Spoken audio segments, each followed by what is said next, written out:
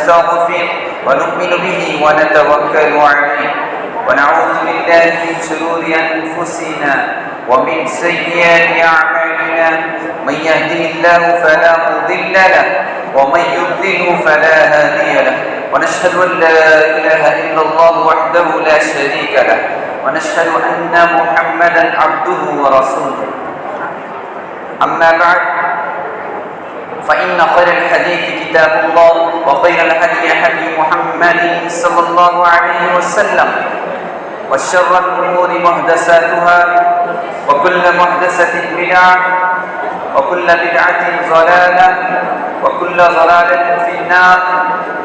أعوذ بالله من الشيطان الرجيم. بسم الله الرحمن الرحيم. يا أيها الذين آمنوا إذا تداينتم بدين إلى أجل مسمى فاكتبوه. وقال تعالى: من ذا الذي يقرض الله قرضا حسنا فيضاعفه له وله أجر كريم. تمام قسم کی کبریائی، بڑائی، بزرگی، بادشاہی، شہنشاہی اس وحدہ لا شریک کے لیے ہے جس نے ہم سب کو پیدا کیا، جس نے اس کائنات کو پیدا کیا، جس نے ہم سب کو امت مسلمہ میں سے پیدا کیا. تمام انبیاء علیہ السلام پر درود و سلام ہو، خصوصاً ہمارے آخری نبی محمد عربی مصطفیٰ صلی اللہ علیہ وسلم پر بے شمار درود و سلام ہو. محترم حاضرین اجماع، اللہ تعالیٰ کی حمد و ثنا کے بعد میں آپ حضرات کے سامنے سورہ بقرہ کی ایک آیت کا ٹکڑا پیش کیا، تلاوت فرمائی. اور آج آپ حضرات کے سامنے جس موضوع کو لے کر لفظ کر رہا ہوں وہ ہے قرض کے احکام و مسائل. اللہ تبارک و تعالیٰ نے انسان کو پیدا کیا تو انسان کی زندگی جو چلتی ہے وہ اس کے مال کے ذریعے چلتی ہے. مال ہی اس کا کارآمد ہوتا ہے جو اس کو لباس متعین کرے، اس کے لیے رزق متعین کرے. یہی وہ مال ہے جو اللہ تبارک و تعالیٰ جس کو قرآن مجید میں کبھی فتنہ قرار دیا تو اللہ تبارک و تعالیٰ نے دنیا کی زینت قرار دیا. تو یہ اللہ کے نبی کریم صلی اللہ علیہ وسلم فرماتے ہیں کہ جب حساب و کتاب کا دن ہوگا تو اس وقت کسی کے بھی قدم اس وقت تک نہیں ہٹیں گے جب تک اس کو دو چیزوں کے بارے میں سوال نہیں کیا جائے گا.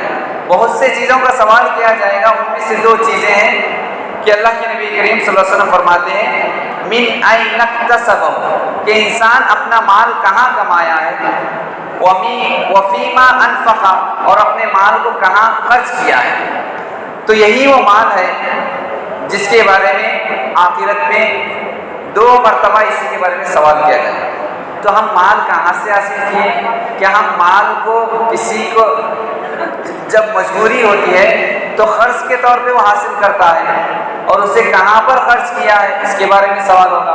تو آپ حضرات کے سامنے تو قرض کے بارے میں، قرض کے مسائل کے بارے میں، آپ کے بارے میں کہ قرض کے مسائل قرآن اور حدیث میں اس پر متنبہ کیا گیا ہے، آگاہ کیا گیا ہے کہ یہ ایک ایسا مسئلہ ہے کہ انسان اس کو معمولی سمجھتا ہے اور قرض میں ڈوب جا کر خودکشی کا بھی شکار ہو جاتا ہے.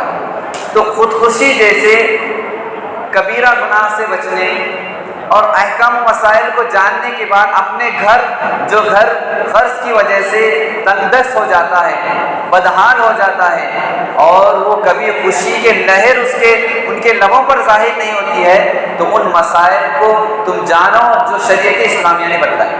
قرآن مجید میں 114 صورتیں ہیں، تو 114 صورتوں میں سب سے بڑی صورت سورۃ البقرہ ہے. اور سورۃ البقرہ میں پورے مکمل قرآن مجید میں سب سے بڑی آیت اگر کسی کے بارے میں نازل ہوئی تو وہ قرض کے بارے میں. قرض کے بارے میں قرآن مجید میں سب سے بڑی آیت نازل ہوئی، سب سے بڑی آیت ہے. اور اللہ تعالیٰ قرآن مجید میں فرماتے ہیں یا ایھا الذین آمنوا، اے لوگو جو ایمان لائے ہو، اذا تداینتم بدین الی اجل مسمی، جب تم میں سے کوئی کسی کو قرض دے تو وقت مقرر کرے، مدت متعین کرے، اور آپس میں جب تم قرض دو الی اجل مسمی، ایک تو وقت متعین کرے، فاکتبوہ ہو، اور دوسرا کیا کرنا چاہیے، اس کو لکھ لینا چاہیے۔ چاہے تم کسی کو 50 روپے دو، 500 روپے دو یا 1000 روپے دو، جس وقت دے رہے ہو، جس تاریخ کو دے رہے ہو، اس کو قلم بند کرنا چاہیے، ایک ڈائری میں لکھ دینا چاہیے۔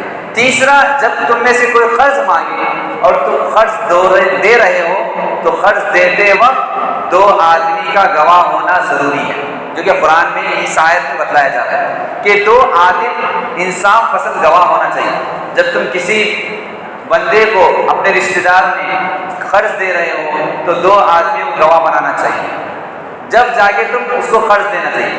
ایک تو اسی لیے کہ قرض میں گواہ نہ بنانے کی وجہ سے اس کو نہیں معلوم کہ وہ اگر 1 لاکھ روپے دے دیا، گواہ نہیں ہے، اس نے کہا کہ 1 لاکھ روپے دیا، میں تم کو 1 مہینے کے بعد دوں گا، تو 1 مہینہ ہو جاتا ہے، جب وہ دینے کے لیے آتا ہے 1 لاکھ روپے متعین ہوا رہتا ہے، لیکن وہ انکار کر دیتا ہے کہ میں نے تم کو 1 لاکھ نہیں بلکہ 2 لاکھ دیا۔ اب گواہ کون ہے؟ کوئی بھی نہیں، تو اس کو 2 لاکھ بھی دینا پڑے گا۔ وجہ کیا ہے؟ ایک تو اس نے قرض لیا تھا، دوسرا گواہ بھی متعین نہیں کیا تھا، تیسرا اس نے لکھا بھی نہیں رکھا تھا۔ تو قرض کے سلسلے میں اللہ تعالیٰ پوچھے گا، اور قرآن مجید میں جو سب سے بڑی آیت ہے اسی سلسلے میں ہے۔ اور بہت سے قرآن مجید میں قرض کے متعلق اللہ تعالیٰ نے قرآن مجید میں 12 مقامات پر قرض کا ذکر کیا۔ اس میں اللہ تعالیٰ فرماتے ہیں من ذا الذی یقرض اللہ قرضا حسنا فیضاعفہ لہ ولہ اجر کریم، جو اللہ تبارک و تعالیٰ کو بھی قرض حسن دے، اللہ تعالیٰ کو دے۔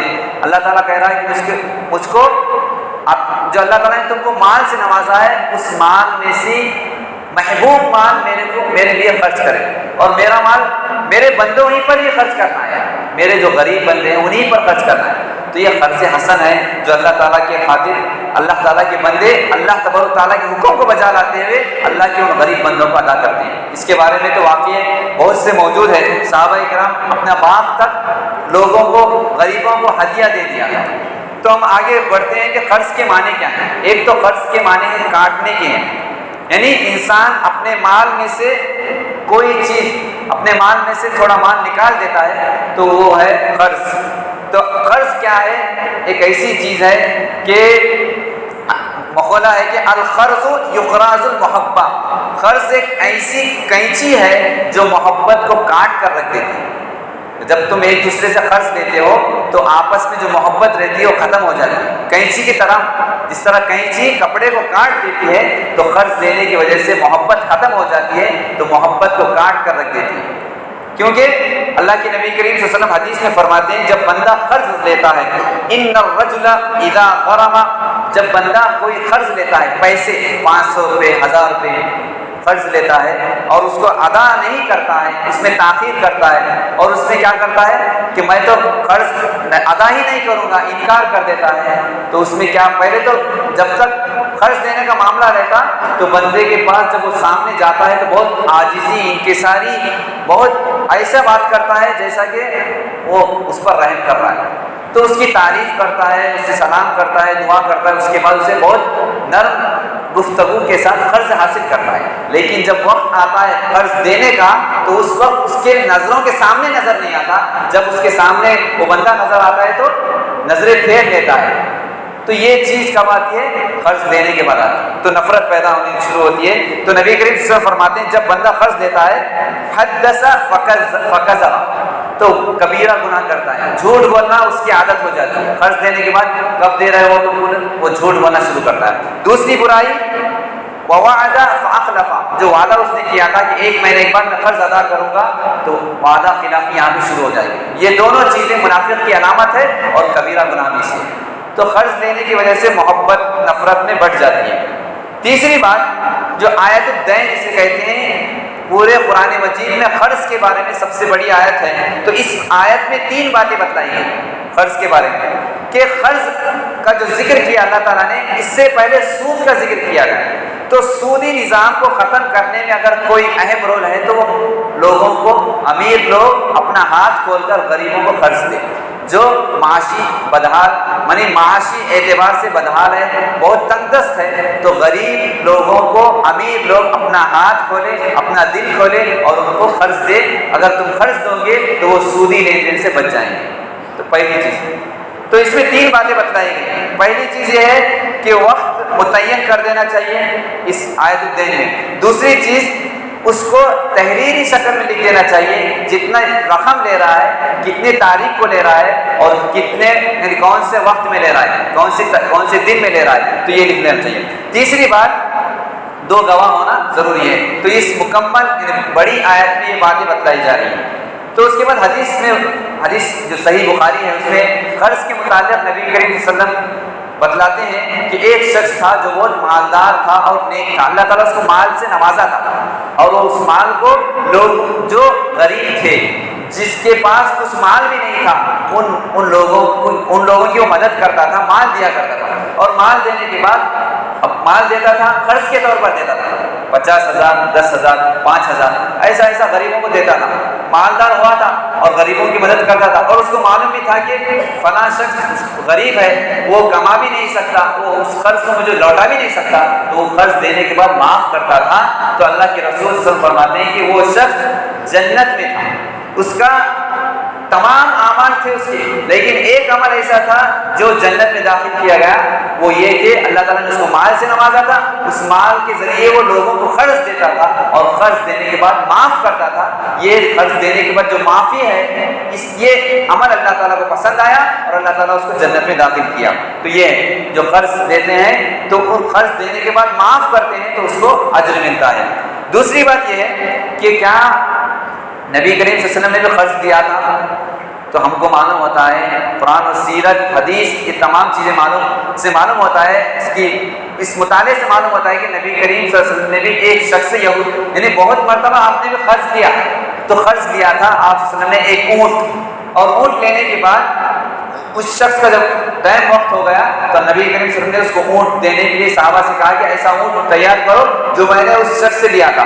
تو وہ اونٹ دیکھا گیا تو نہیں ملا، تو نبی کریم صلی اللہ علیہ وسلم نے صحابہ کرام پوچھا کیا اس طرح کا اونٹ نہیں ہے؟ تو صحابہ کرام نے کہا کہ اس سے بہتر اونٹ ہے، اس سے بہتر اونٹ ہے۔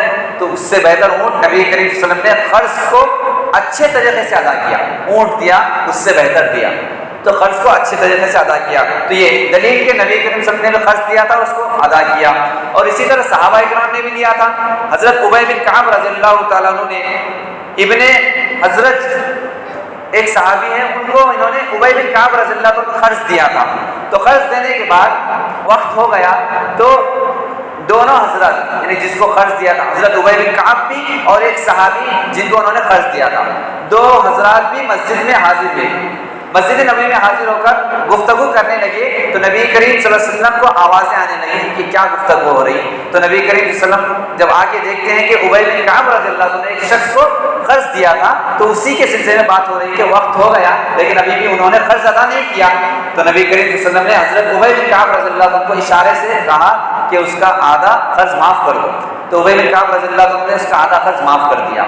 اس کے بعد وہ صحابی کے اس کردار پر خوش ہو گئے۔ تو یہاں صحابہ کرام کے بارے میں معلوم ہوتا ہے کہ انہوں نے ایک دوسرے کو قرض دیتے تھے اور معاف بھی کر دیتے تھے۔ یہ دوسرا واقعہ۔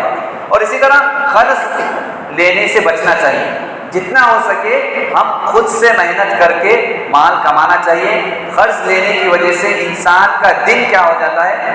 تنزلی کا شکار ہو جاتا ہے۔ حدیث میں اللہ کے رسول صلی اللہ علیہ وسلم فرماتے ہیں کہ اور دوسری بات یہ ہے کہ انسان ذلت کا شکار ہو جاتا ہے، ایک دوسرے کو چہرہ دکھانے کے لائق نہیں رہتا ہے۔ تو قرض آج کے دور میں ہے، انسان تنگدست ہو جاتا ہے۔ تو قرض لینے سے بچنے کی اللہ کے رسول صلی اللہ علیہ وسلم فرماتے ہیں ایاکم والدین، تم قرض لینے سے بچو، کیونکہ یہ تمہارے دل میں ذلت پیدا کرتا ہے اور رات میں تمہاری نیند اڑ جاتی ہے، یہ قرض کی وجہ۔ اسی لیے اللہ کے رسول صلی اللہ علیہ وسلم فرماتے ہیں ایاکم والدین، قرض لینے اور دینے سے بچو۔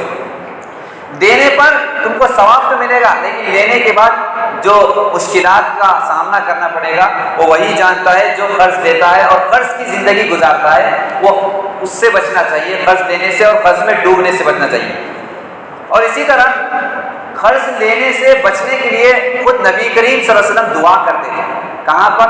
نماز میں دعا کرتے تھے۔ حضرت عائشہ رضی اللہ تعالیٰ عنہ فرماتی ہیں اللہم انی اعوذ بک من المأثم والغرم، کہ نبی کریم صلی اللہ علیہ وسلم کی حدیث میں حضرت ام عائشہ رضی اللہ تعالیٰ عنہ فرماتی ہیں کہ میں نے آپ صلی اللہ علیہ وسلم کو یہ دعا نماز میں پڑھتے ہوئے دیکھا کہ ہمیشہ قرض لینے سے پناہ مانگتے تھے۔ اللہم انی اعوذ بک، اے اللہ میں پناہ مانگتا ہوں، من المأثم گناہ سے، ومن المغرم اور قرض لینے سے۔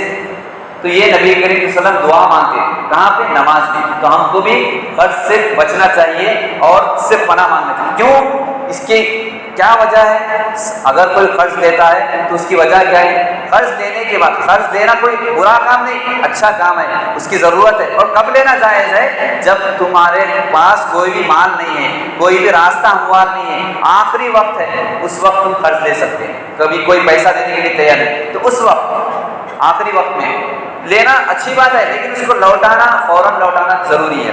اس کے بعد نبی کریم صلی اللہ علیہ وسلم فرماتے ہیں من مہا ان غرمی، اللہ کے رسول صلی اللہ علیہ وسلم نے قرض دینے جو دیتا ہے اس کے گناہ کو معاف فرماتے ہیں، اور جو قرض دیتا ہے یعنی کسی غریب بھائی کو قرض دیتا ہے تو قیامت کے دن وہ عرش کے سائے میں ہوگا۔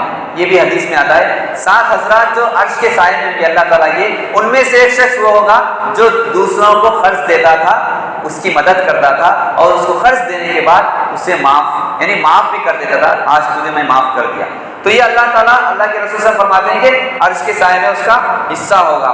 اور دوسری بات یہ ہے قرض زندگی میں ادا کرنا چاہیے، وقت پر ادا کرنا چاہیے، کم سے کم زندگی میں ادا کرنا چاہیے۔ اس کی وجہ کیا ہے؟ اگر ادا نہیں کرتے تو اس کی سزا، ترمذی کی حدیث ہے 1078 حدیث، جس میں نبی کریم صلی اللہ علیہ وسلم فرماتے ہیں نفس المؤمن معلقۃ، کہ جو مومن بندہ قرض لیتا ہے اور اسے ادا نہیں کرتا ہے، یقضی دینہ، کہ قرض کو ادا نہیں کرتا ہے تو اس کی جان اٹکی ہی رہتی ہے، اس کی روح قبض نہیں ہوتی۔ کن لوگوں کی؟ جو قرض لیتے ہیں زندگی میں اور ادا نہیں کرتے، تو رسول صلی اللہ علیہ وسلم فرماتے ہیں کہ اس کی جان مشکل سے نکال دی جاتی ہے اور اس سے پہلے اس کی جان اٹکی ہوئی رہتی ہے۔ اسی لیے زندگی میں قرض ادا کرنا چاہیے۔ اس کی دلیل کیا ہے؟ کس طرح اٹکی ہوئی رہتی ہے؟ ایک مرتبہ یہ تو ہے ایک وعید ہے، دوسری وعید نبی کریم صلی اللہ علیہ وسلم کے پاس ایک جنازہ لایا جاتا اور آپ صلی اللہ علیہ وسلم، صحابہ اکرام کہتے ہیں کہ اس کی جنازے کی نماز پڑھا دی جائے، تو نبی کریم صلی اللہ علیہ وسلم سب سے پہلے سوال یہ کرتے کیا اس آدمی کا کوئی قرض ہے؟ کیا اس آدمی کا کوئی مال باقی ہے دنیا میں؟ تو کہتے ہیں کہ ہاں اس کا مال باقی ہے، 2 دینار 4 دینار باقی ہے بولتے۔ تو صحابہ اکرام بولتے کہ اس کے اتنے رقم باقی ہے، کوئی اس کو دینے کے لیے تیار ہے؟ تو صحابہ اکرام میں سے ابو قتادہ رضی اللہ تعالیٰ کہتے ہیں کہ میں اس کا دینار دے دوں گا، میں اس کا قرض ادا کر دوں گا۔ تو اس کے بعد نبی کریم صلی اللہ علیہ وسلم اس شخص کی جنازے کی نماز پڑھا۔ اس سے کیا معلوم ہوا کہ جو قرض تم لیتے ہو دنیا ہی میں جتنا جلدی ہو سکے ادا کرنا چاہیے، اور جو مر جاتے ہیں، انتقال کر جاتے ہیں، تو نبی کریم صلی اللہ علیہ وسلم قرض ادا نہ کرنے پر اس کی جنازے کی نماز بھی پڑھانے سے انکار کرتے ہیں۔ تو دیکھیے کتنی بڑی بات ہے۔ اور آگے دیکھیے کہ تیسری بات یہ ہے کہ قرض لینے سے بچنا چاہیے، جیسا کہ نبی کریم صلی اللہ علیہ وسلم نے کہا۔ اس کی وجہ کیا ہے کہ ایک تو ہم باللیل، کہ رات میں اس کو ذلت ہوتی ہے، اور اسی طرح دن میں، رات میں نیند نہیں ہوتی ہے اور دن میں اس کو ذلت ہوتی ہے۔ اور دوسری بات نبی کریم صلی اللہ علیہ وسلم دعا مانگتے تھے قرض لینے، کوئی بھی قرض لیتے ہیں اور دینے میں دشواری ہوتی ہے، اور کوئی قرض میں ابھی مبتلا بھی نہیں ہے اور کوئی اس میں قرض میں مبتلا ہے، وہ اپنا تمام چیز قربان کر رہا ہے لیکن اس کا قرض ختم نہیں ہو رہا ہے، لیکن نبی کریم صلی اللہ علیہ وسلم نے ایک دعا سکھلائی، اس دعا کا ہمیشہ اہتمام کرنا چاہیے۔ اگر جو کوئی اس کے دعا کا اہتمام کرے گا اس کی مصیبتیں دور ہو جاتی ہیں، وہ قرض میں مبتلا ہونے سے دور ہو جاتا ہے۔ آپ صلی اللہ علیہ وسلم فرماتے ہیں دعا یہ ہے اللہم اکفنی بحلالک عن حرامک واغننی بفضلک عمن سواک، اے اللہ مجھ کو حرام مال سے بچا دے اور مجھ کو حلال رزق عطا فرما، واغننی بفضلک، اور تو ہی مجھ کو غنی کرنے والا ہے اپنے فضل و کرم سے، عمن سواک، اور تیرے علاوہ کوئی بھی مال کو دینے والا نہیں، تیرے علاوہ کوئی مجھ کو غنی کرنے والا نہیں۔ تو اللہ کے رسول صلی اللہ علیہ وسلم یہ دعا کرتے ہیں اللہم اکفنی بحلالک عن حرامک واغننی بفضلک عمن سواک۔ یہ دعا ہر بچے کو یاد رہنا چاہیے اور ہر گھر میں کم سے کم یہ دعا لگا دی جائے تاکہ یاد رہنا چاہیے، کیونکہ مشکلات کے وقت ہم ڈھونڈنا چاہتے ہیں، اس وقت نہیں ملتی، تو ہمیشہ یہ دعا پڑھنے سے تم مشکل گھڑی آنے سے پہلے تم دعا مانگو تو مشکل کے راستے تمہارے آسان ہو جاتے ہیں۔ اور اسی طرح قرض کے سلسلے میں یہاں تک کی بات نبی کریم صلی اللہ علیہ وسلم فرمائی کہ یغفر للشہید الا الدین، کہ ایک شہید ہے اس کے تمام گناہ معاف ہو جاتے ہیں، لیکن نبی کریم صلی اللہ علیہ وسلم کہتے ہیں ایک شہید جنگ میں شہید ہو گیا، اس کے تمام گناہ معاف ہو جاتے ہیں الا الدین، اس کا قرض اگر ہے تو وہ گناہ معاف نہیں ہوتا۔ اور آخرت میں کیا ہے، جو قرض رہ کر مر جاتا ہے تو اللہ تعالیٰ آخرت میں اس کے نیکیوں کے ذریعے قرض کو پورا کرے، اس وقت مال ہوگا نہ درہم ہوگا نہ دینار ہوگا، تو آخرت میں جو حضرات دنیا میں قرض رکھ کر انتقال فرماتے ہیں تو آخرت میں اللہ تعالیٰ نیکیوں کے ذریعے قرض کو مکمل کر دے گا۔ تو دیکھیے اسی لیے قرض سے پناہ مانگنا چاہیے۔ اور دوسری بات یہ ہے کہ شہید کا درجہ بھی پا لے رہا ہے، لیکن اگر اس کا قرض ہے تو اس کے گناہ معاف نہیں ہوتے۔ اس کے بعد اہم بات یہ ہے کہ اس کے بہت سے واقعات ہمارے سامنے ہیں کہ قرض لینے دین میں گواہی رکھنا موجود ہے، اور اسی طرح قرض دیتے وقت ایک دوسرے میں جو محبت ہے اس محبت باقی رہنا چاہیے۔ جیسے ہی قرض ایک دوسرے سے بھائی لیتا ہے نفرت پیدا ہوتی ہے، اور قرض دینے میں نبی کریم صلی اللہ علیہ وسلم کی بے شمار واقعات ہیں۔ ایک واقعہ میں بتلاتا ہوں کہ ایک شخص تھا، غریب شخص تھا، اس کے پاس کوئی بھی مال نہیں تھا، وہ چاہتا تھا، بخاری کا واقعہ ہے، بخاری کی حدیث ہے کہ ایک شخص غریب تھا، اس کے پاس مال نہیں تھا، وہ مال کمانے کے لیے کہیں دوسرے شہر جانا چاہ رہا تھا، تو اب اس کے پاس پیسہ ہونا چاہیے، تو ایک بھائی سے پیسہ لینا چاہ رہا تھا۔ تو جب وہ بھائی سے پیسہ لینا چاہ رہا تھا تو اس بھائی نے کہا کہ تم گواہ پیش کرو، کیونکہ قرض کے لیے قرآن میں کہا گیا قرض تم لے رہے ہو تو 2 گواہ ہونا ضروری ہے، 2 گواہ قرض دیتے وقت ہونا ضروری ہے، تو 2 گواہ ہونا چاہیے۔ تو وہ کہتا ہے کہ اب تو میرے پاس کوئی گواہ نہیں، تو وہ شخص اللہ کو گواہ بناتا، 2 مرتبہ بھی اللہ کو گواہ بناتا اور رقم لے لیتا، کتنے بھی چند دینار، اس وقت کی جو رقم ہے دینار کی شکل میں وہ لے لیتا، لے کر چل جاتا ہے اور دوسرے شہر میں جا کر اور اس کا دوسرے شہر میں جا کر بستا ہے اور وہاں پر اس مال کے ذریعے کماتا ہے۔ کمانے کے بعد جب مال لوٹانے کے لیے آتا ہے، مال لوٹانا ہے، تو راستے میں اس کا جو گھر رہتا ہے، اس کا جو شہر رہتا ہے، اس شہر کے اور یہ جو امیر شخص ہے جس نے قرض دیا تھا، دونوں کے درمیان ایک ندی رہتی ہے، اس ندی سے جانا دشوار ہو جاتا ہے اور یہ اپنا قرض اس کو لوٹانا ہے کسی بھی طرح، تو یہ کیا کرتا ہے، اللہ کو گواہ بنا کر ایک لکڑی میں چیٹی لکھ کر رکھ دیتا ہے اور پیسے بھی لکھ کر ایک لکڑی میں رکھ دیتا ہے اور اللہ کا گواہ بنا کر چھوڑ دیتا ہے، اور وہ ندی سے سیدھا اس شخص کے پاس جاتی ہے، امیر کے پاس وہ لکڑی چلے جاتی ہے۔ کیسا جاتی ہے؟ اب وہ شخص امیر شخص جیسے ہی وقت ہوا تھا، اب قرض کا وقت متعین کیا تھا اور اللہ کو گواہ بنا دیا تھا فلاں دن میں آؤں گا، تو وہ نہر کے پاس آیا، نہر کے پاس چکر لگانے کے لیے آیا کہ وہ شخص جس نے وعدہ کیا تھا آج مجھ کو قرض دے گا، تو نہر کے پاس آیا، آنے کے بعد اس نے دیکھا کہ وہ شخص تو نظر نہیں آ رہا، میں گھر چلے جاؤں گا، تو گھر جاتے ہوئے سوچا کہ خالی ہاتھ کیوں جاؤں، میں لکڑی لے کر جاؤں گا، تو لکڑی جیسا ہی وہ پیچھے پلٹ کے دیکھا تو وہ لکڑی جو اس نے بھیجا تھا وہ لکڑی سامنے نظر آئی، اور وہ لکڑی لے کر وہ گھر جاتا ہے اور گھر جا کر اس کو توڑتا ہے، تو وہ توڑنے کے بعد اس میں ایک چٹھی نظر آتی ہے اور اس میں وہ مال بھی لکھا ہوا رہتا ہے، اور وہ بندہ کہتا ہے کہ میں نے اللہ کو گواہ بنا کر اتنے دینار لیا تھا اور اللہ کی حفاظت کرتے ہوئے نہر کے ذریعے اور وہ لکڑی اس شخص کے ہاتھ میں لے دیا۔ پھر بعد میں اب وہ مال تو مل گیا، اب بعد میں وہ شخص، اس کو تو پتا نہیں کہ مال اس شخص کو ملا یا نہیں، تو بعد میں آ کر وہ شخص شہر آیا اور آ کر اس امیر شخص کو پیسہ دینا چاہا، تو اس نے کہا کہ تم نے جو اللہ کو گواہ بنا کر مجھ سے قرض لیا تھا، نہر کے ذریعے تم نے ایک پیسے رقم بھیجے تھے، وہ مجھ کو مل گئی لکڑی کے ذریعے، تو خوش ہو جاتا ہے۔ تو یہ ہے کہ اللہ تبارک و تعالیٰ گواہ بنانا اور اللہ پر بھروسہ کرنے والوں کے ساتھ اللہ تعالیٰ کا ساتھ ہوتا ہے، اللہ تعالیٰ ان لوگوں کے ساتھ ہوتا ہے۔ تو یہ ہے جو ایک دوسرے کے قرض میں مدد کرتا ہے تو اللہ تعالیٰ بھی اس کا